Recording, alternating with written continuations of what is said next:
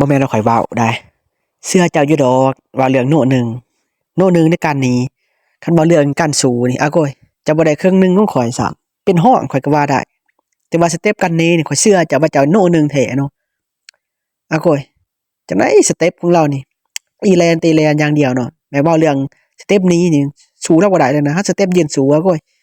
เจ้าบ่ได้กินข่อยดอกเว้าเรื่องแลนนี้ของเรานี่ข่อยยกให้เราเป็นโน้หนึ่งเลย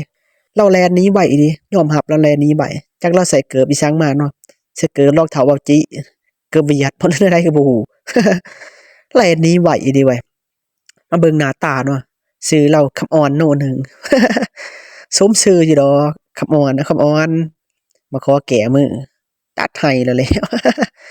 มีแต่หนีทุกคนสเต็ปของเรานี่แลนหนีเก่งอีหลียอมรับว่าเราแลนหนีเก่งอีหลีเด้อเว้าเรื่องการสู้กับเรานี่แล้วมาขอแก้มือ2ครั้ง3ครั้งก็ยังแพ้คือเก่าหั้นแหละ เพราะว่าเรื่องแลนนี้สเต็ปของเรานี่หัวไอ้ดักจึงนี่สู้บ่ได้ดอกสเต็ปของเราแลนนี่เราทุกคนเลยคือกันกับเฮาแหล้วเนาะต่อให้ฮักเขาซำใดก็อย่าเจ้าแลนน้ำก้นเขาก็อย่าทั้งเขาสิบ่ฮักเจ้า เขาก็บ่ฮักกันอยู่ดีนั่นแหละอันนี้ก็คือกันนั่นแหละต่อให้ข่อยไล่ขาเราซำใดก็อย่าเราบ่ให้ข่อยขาเราแลนหนี้ข่อยก็สู้เรายังบ่ได้จังว่าเห็นข่อยขนาดเราแลนหนี้เลยข่อยก็สู้เราบ่ได้นะ ข้อยหวังว่าเราสิเข้าดีในป่าแล้วเราสิทุบข่อยนะมีแต่เราแลนหนี้อย่างเดียวเนาะ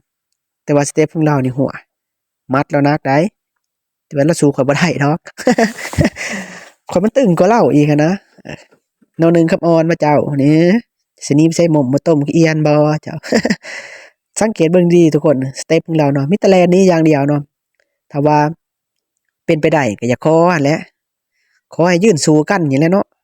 เครื่องจ้ำทุกเครื่องจ้ำแล้วยังสิแลนหนีใส่สเต็ปตีแลนอะโก้ยสู้เจ้าบ่ได้คือกันแหละเนี่ย เป็นบ่ได้เขาก็อยากขอจั่นแหละให้นบให้กราบให้ยอมเขาก็ยอมจั่นแหละข้อยขอให้เจ้าสู้กับข้อยนะเขาบ่มักให้เจ้าแล่นหนี บ่ไหวจั่นแน่ๆนี่แล่นเนาะอาโกย